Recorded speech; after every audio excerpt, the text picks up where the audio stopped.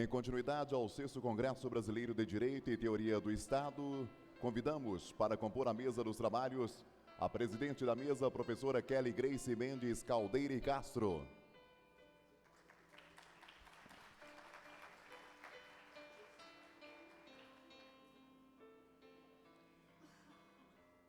E os debatedores desta manhã, professor Fagner Campos Carvalho.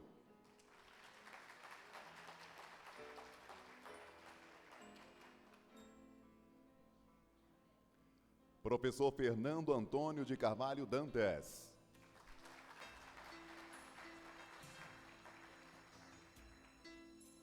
E o professor Edson Pires da Fonseca.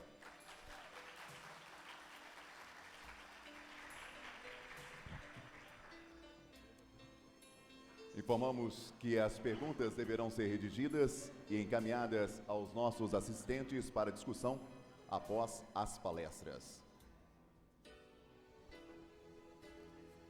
Bom dia a todos. É com muita satisfação que nós iniciamos hoje o último dia de trabalhos do nosso 6º Congresso Brasileiro de Direito e Teoria do Estado. Os nossos palestrantes hoje, nós temos com muito orgulho 2 professores da casa e o professor Fernando Dantas, que veio do Amazonas especialmente para o nosso congresso. Dando início à programação de hoje, nós temos a primeira palestra, cujo tema é Democracia na Paideia, uma visão a partir da tirania e da sofística, ministrada pelo professor Fagner Campos Carvalho. O professor Fagner é pós-graduado em Direito Civil e Processo Civil, mestrando em Direito e Instituições Políticas pela Universidade FUMEC e professor das Faculdades Santo Agostinho. Professor Fagner.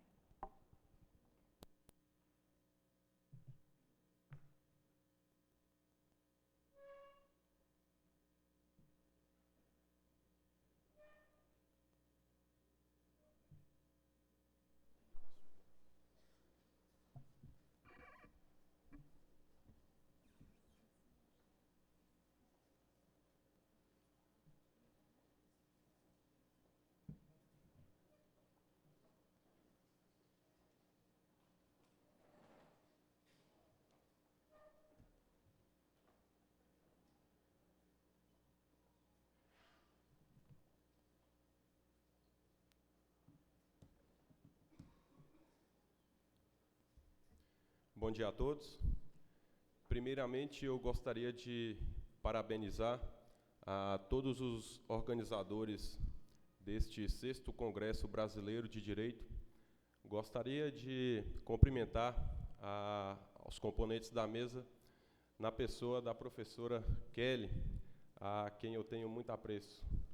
Cumprimentar os meus queridos colegas, o professor Edson Pires, e o nosso querido colega, acabei de conhecer, o professor Fernando Dantas, que irá também nos brindar com uma excelente palestra, tenho certeza. Gostaria de cumprimentar, no ensejo, todos os acadêmicos de direito aqui presentes, na pessoa da minha querida e estimada aluna Joana Dark, e, enfim, cumprimentar a todos aqueles que, de forma direta ou indireta, participam conosco deste congresso que, sem dúvida nenhuma, é muito importante para todo o norte de Minas. Bem, o tema proposto por mim a vocês trata basicamente de de uma breve reflexão a respeito da democracia vivenciada na Grécia Antiga, tendo por base, basicamente, a visão que a democracia nos dá a respeito da tirania e da sofística. Bom, eu vou mudar de microfone ali, que eu não consigo ficar muito parado, não. Só um momentinho.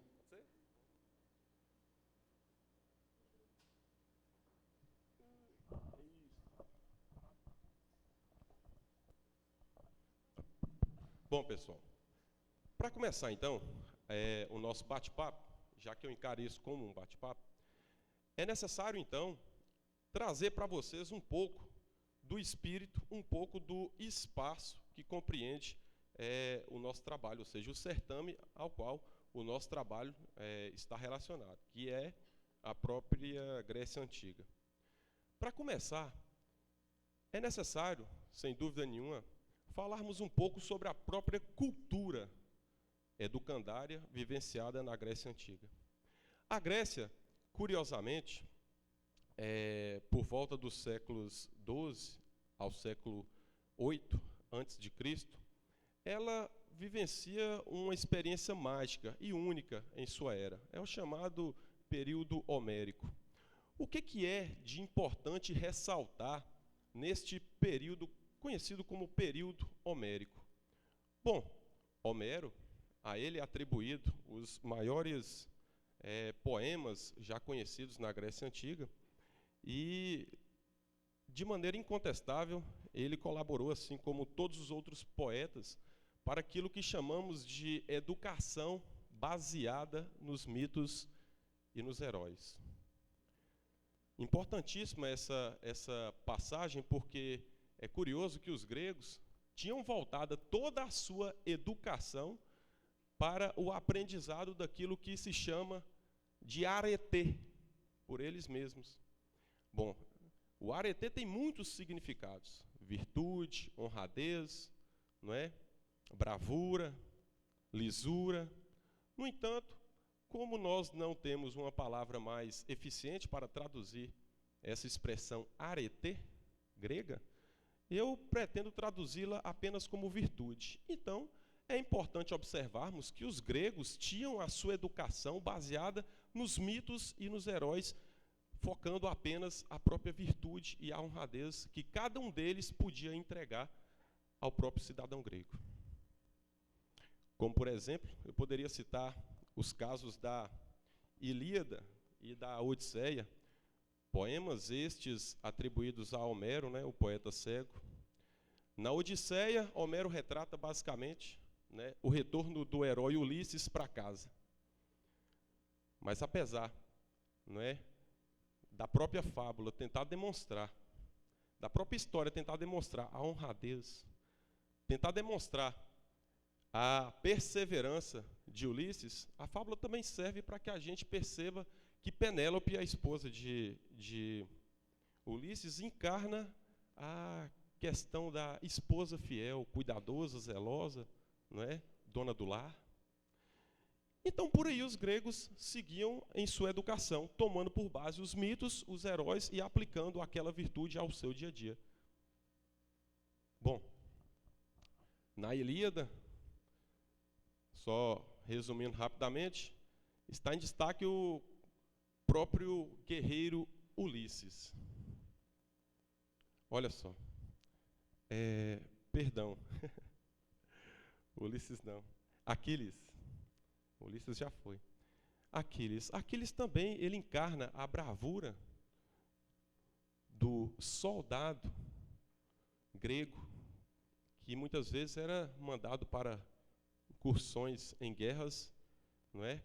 E aquilo ali estimulava a própria vida dos gregos, porque, com base nos mitos e nos heróis, eles, não é, praticamente levavam a sua vida. Bom, afora essa grande importância que os deuses e os heróis têm na educação do povo grego, nós também temos que ressaltar a importância da própria polis, ou do aparecimento das próprias cidades-estado na Grécia Antiga. Estas começaram a se desenvolver lá pelo século XX até o século XII, né, já na fase que se inicia o período homérico, e há alguma coisa importantíssima para se destacar com relação à criação da própria polis grega, que é, basicamente, a consagração do poder familiar, ou do poder patriarcal, do pater familiaris. A polis grega, ela forma-se a partir daí, do poder familiar, ou seja, do poder dirigido ao chefe. O chefe é dono da casa, é dono da família, é dono dos escravos. No entanto, O que une todos esses elementos, ou seja, chefe, esposa, família, escravos, né? Ou seja, uma gama de súditos, é o culto familiar, ou seja, a própria religião. Através do culto familiar, o chefe, não é? Mantém todos ali ligados a si. Acima do chefe, somente Deus, que é quem lhe atribuiu o próprio poder familiar. No entanto, o chefe tinha o poder de dar liberdade a alguns dos escravos, seja porque prestaram bons serviços ou porque, por exemplo, estavam velhos. E essa liberdade oferecida pelo chefe familiar é basicamente a base da criação da polis. Porque é dessa liberdade que nasce a necessidade da democracia na luta por direitos mais igualitários. E a polis, não é? Polis, cidade, daí nasce até o termo política, nasce nesse contexto. Assume importância fabulosa também aí a ágora, que é uma espécie de praça pública, espaço aberto a discussões onde nessa polis já constituída se encontram escravos, comerciantes, artesãos, né? Alguns aristocratas também, para discutir algumas coisas. No entanto, meus queridos, já caminhando para a ideia de democracia, eu gostaria de fazer a alusão à palestra que foi proferida ontem pelo professor Dalmo Dallari. Ele falou o seguinte, que as revoluções francesas, Revolução Americana e Inglesa foram baseadas em ideais burgueses, ou seja, por quem tinha muito dinheiro, mas ainda não tinham direitos, ou seja, os direitos que asseguravam, inclusive, o próprio patrimônio que eles adquiriram. Mas isso não é um privilégio do século XVII e século XVIII, não. A única coisa que muda é o termo burguesia, porque realmente na Grécia Antiga não existia ainda tal termo, né? Mas a classe de artesãos e de comerciantes que conseguiram juntar algum patrimônio é que vão, e agora são livres, é que vão gerar a própria necessidade de se discutir novas normas que vão regulamentar os seus direitos. Nasce aí, e aí também toma contornos o princípio da isonomia. Muito diferente do que temos hoje, porque o princípio da isonomia atualmente, ele é consagrado mais ao próprio legislador do que aos próprios, né, cidadãos, porque o legislador deve procurar, hoje, atualmente, criar normas que atendam a todos de forma isonômica, tratando de forma desigual os desiguais. No entanto, a isonomia percebida na polis era uma isonomia classista. A isonomia a que eu me refiro, ou seja, a própria democracia a que eu me refiro, era exclusividade de, resumindo, duas classes. A aristocracia, né, do termo aristói, donos do poder, nobres, donos de terra, e a classe que surgia, né, buscando também uma nova parcela de direitos. Eram os artesãos, comerciantes que detinham poder. Que detinham uma condição econômica razoável e queriam poder. Bom, então, aqui a gente já pode distinguir a democracia que vivemos hoje da democracia que eu espero demonstrar para vocês. Não era uma democracia voltada ao direito difuso, a todos de uma forma distinta, mas apenas a classes. O povo continua sendo utilizado por essas duas classes como massa de manobra. Não é? E aqui eu já vou aproveitando também para desmistificar alguns conceitos que tangem bem essa parte, que é a questão do próprio cidadão. Bom, o cidadão não assume na polis grega a mesma condição que temos hoje, não.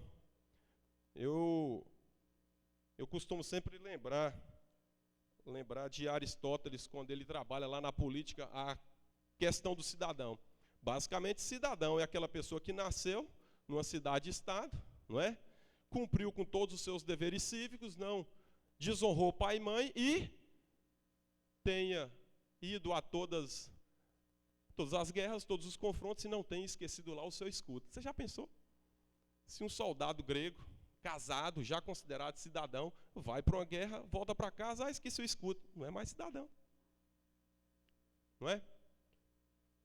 E aí, eu sempre me lembro das aulas do professor Rosemiro Pereira Leal, ele fala muito bem nesse diapasão, e eu vou ler aqui para vocês, ipsis literis, para a gente já desmitificar essa proximidade do cidadão atual com o cidadão grego. Ele fala o seguinte: e tal se esclarece para retirar do conceito vulgar de cidadania conotações ligadas a um aleatório e ocasional exercício de voto ou mobilizações sociais, como formas tidas como importantes. Bom, ele fala o seguinte: percebe-se logo a fragilidade e engano de se conceber a cidadania como núcleo central, mitológico da usinagem da liberdade e da dignidade humana. O cidadão nunca teve muita liberdade lá na Grécia Antiga, não. Assim como nós percebemos a cidadania, não. Mas ele tem um papel importantíssimo. Ele tem um papel importantíssimo em toda a vida da polis. Porque o cidadão, ele começa a tomar conhecimento e se aprimora muito nisso, de que é possível chegar ao próprio direito favorecido pela política. Como? Como fazemos hoje, através do voto. O cidadão grego podia votar. Bom, lógico que da expressão cidadão aqui, na Grécia Antiga, eu estou retirando mulheres, aqueles que não nasceram, na própria Grécia Antiga, não é verdade? Os escravos. A Grécia era uma sociedade completamente escravocrata, não é? Mas vamos lá, o cidadão podia votar. E aí, como fala o próprio professor Fustel, lá no seu livro Paideia, ele fala que o dono do sufrágio não demorou muito a entender e a maquinar que também poderia ser dono da própria riqueza. Ou seja, quem não tem nada, quem é marginalizado na Grécia Antiga, passa a usurar, passa a invejar a própria aristocracia. E daí começam algumas batalhas completamente sistêmicas, ou seja, de uma forma sistematizada, o cidadão descobre que ele pode, ao menos, pegar uma parte, não é? Um pouco da fatia. Por que não? E de forma democrática. Para que a gente entenda isso, a gente precisa entender como se dava o sistema de eleição ou de criação das próprias leis na Grécia Antiga. Acima as próprias leis, abaixo das próprias leis uma comissão de cidadãos e logo abaixo o próprio Senado. Mas olha só que interessante, o cidadão ele não podia propor projetos de lei. Isso aí fazia parte lá do Demóstenes, que era uma espécie de magistrado, e sem nenhuma sombra de dúvida pertencente à própria aristocracia. Mas o cidadão aprendeu que ele podia, nesses embates, no que diz respeito à própria criação da lei, da polis, ele podia vetar as leis. Então acontecia mais ou menos uma espécie de ajuntamento sistêmico das classes menos favorecidas para votarem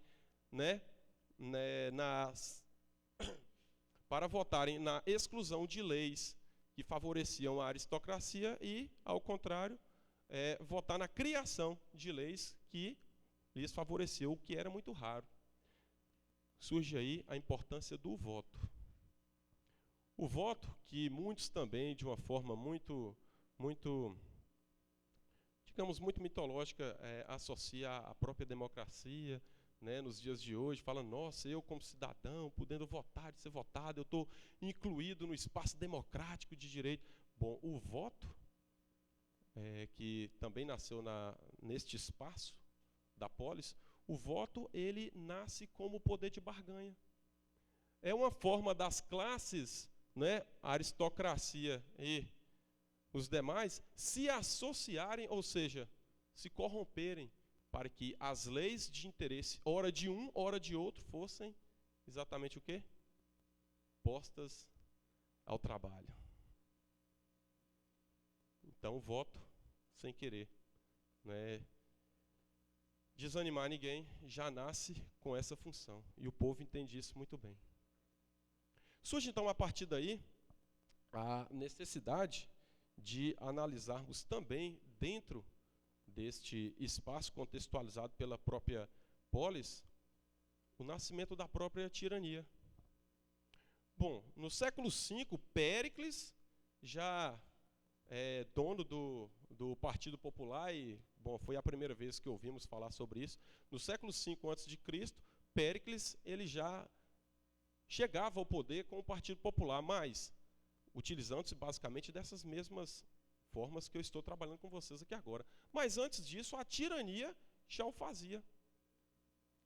E aqui eu aproveito para falar o seguinte, que a tirania desempenha um papel fundamental na democracia, não da democracia vista com base no que temos hoje, mas no próprio nascimento da democracia.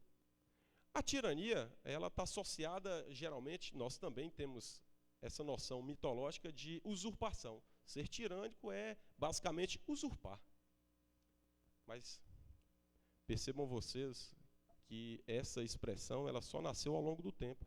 No começo, o tirano, atendendo aos anseios da própria população, chegou ao poder e tirania não significava usurpação, não. Significava distinção social. Era o legítimo representante das classes menos favorecidas. E aí, quando eu falo de tirania, eu não quero tão simplesmente falar para vocês a respeito da genialidade de se trazer, não é, como comandante uma única pessoa. Bom, isso aí todo mundo já sabe que a tirania foi a precursora.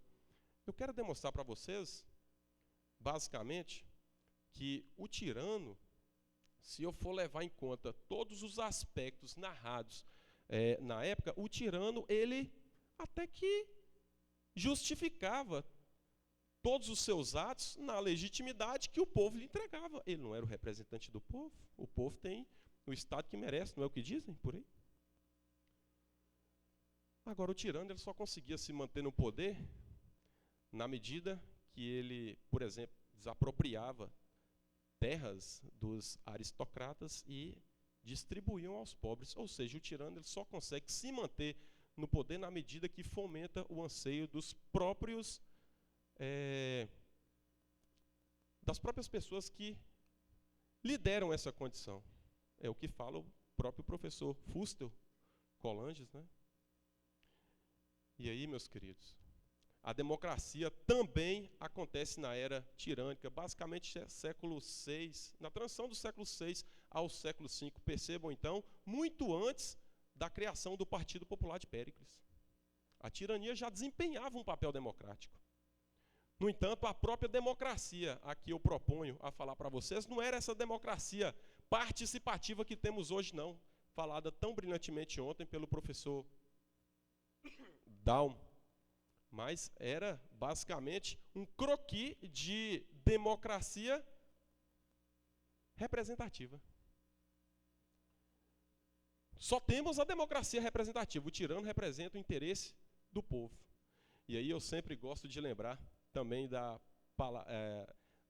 frase de Platão que fala o seguinte: bom, o povo deu tanto poder, tanto poder, tanto poder ao tirano, para fomentar, basicamente, essa democracia a que eles buscavam, que o tirano, certa feita com tanto poder, se sentiu dono dele, excluindo o próprio povo dos atos, completamente dos atos da vida política. Completamente. Se lixando para que o povo pensava de suas decisões doravante. Aí Platão fala o seguinte: bom, o povo, na tentativa de fugir da fumaça, caiu no fogo, né? Realmente. Porque, de um lado, a aristocracia, não é? Brutal. Os aristocratas têm a maior vaidade em se dizerem, não é, donos do poder, donos de terras, senhores, monarcas, e agora o tirano também encampando basicamente a mesma ideia. E o povo fica como? Não fica, continua sendo massa de manobra. Continua sendo massa de manobra. E aqui eu já vou deslocando o meu raciocínio, não é, para a virada de mesa. Aí eu já falo da paideia especificamente. Aí eu me lembro bem de um colega meu de profissão aqui, Andrei, falou: Fagner, mas paideia, o que é paideia, Fagner? Você vai falar sobre paideia grega, mas fala aí para mim rapidinho o que é paideia. Eu falei: Andrei, básico. O conceito básico de paideia é basicamente o quê? Paideia vem do termo paidós, criação de meninos. Ué, criação de meninos, você vai falar de criação de menino lá em cima, Congresso Brasileiro, sexto, do lado de tanta gente boa, você vai falar de criação de menino, mas uma criação especial. A paideia grega é muito mais do que a simples terminologia criação de meninos. Sabe por quê? Porque é na paideia que existe a virada do próprio conceito de arete, que eu falei pouco antes aqui para vocês. Se o arete era a forma de educação grega, vista basicamente entre os séculos 12 ao século 8 antes de Cristo, período homérico, aquela baseada nos mitos, nos heróis, não é? Onde basicamente a política, por incrível que pareça, e isso é uma coisa mágica, aconteciam entre os próprios deuses. Ué, como é que isso acontece? O arete explica. Olha, presta atenção. Eu vou dar como exemplo o próprio Ulisses, que eu acabei de falar com vocês, né? Que retorna naquela viagem, a Odisseia, para casa, encarnando o herói, aquela coisa toda que eu já falei. O próprio Ulisses, ele era protegido da deusa Atena. No entanto, a própria desgraça, com perdão da palavra, mas vamos dizer assim, a própria desgraça da viagem de retorno para casa se dá porque ele insultou o deus Poseidon. Ou seja, Poseidon lhe pune. Você nunca mais vai voltar para casa por esses mares, não, porque eu sou o deus do mar, então eu sempre vou te levar para um lugar distante do seu lar.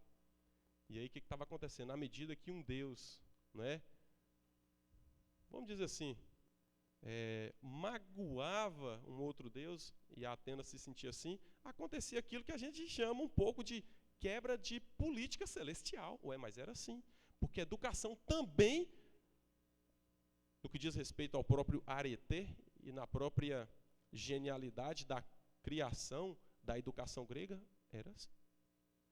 Através da própria política celestial, entendíamos pequenas políticas cotidianas, quebra de pacto, né?